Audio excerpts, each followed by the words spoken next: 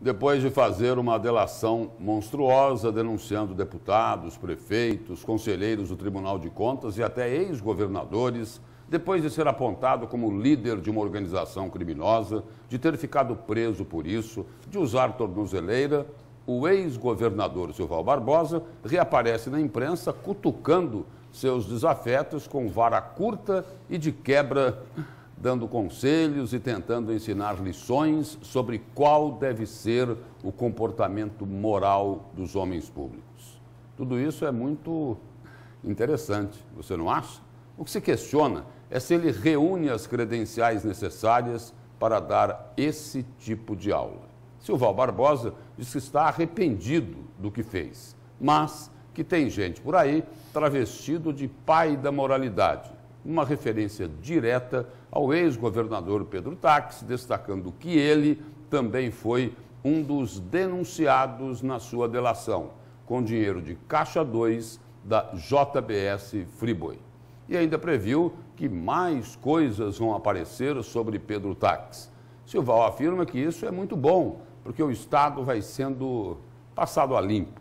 Que beleza! Aproveitou o embalo e comentou o caso da cassação do mandato da senadora Selma Arruda, que, quando era juíza, mandou prender o ex-governador acusado de desviar uma fortuna dos cofres públicos.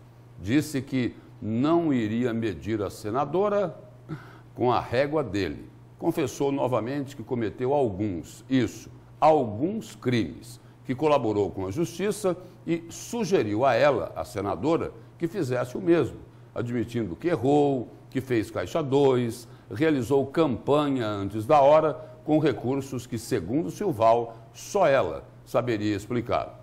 O ex-governador disse, a princípio, aos jornalistas que não iria falar sobre o atual governo, mas não resistiu e deu um palpite sobre o VLT, ousando dizer que seria um erro não concluir essa obra, que se transformou num grande escândalo nacional.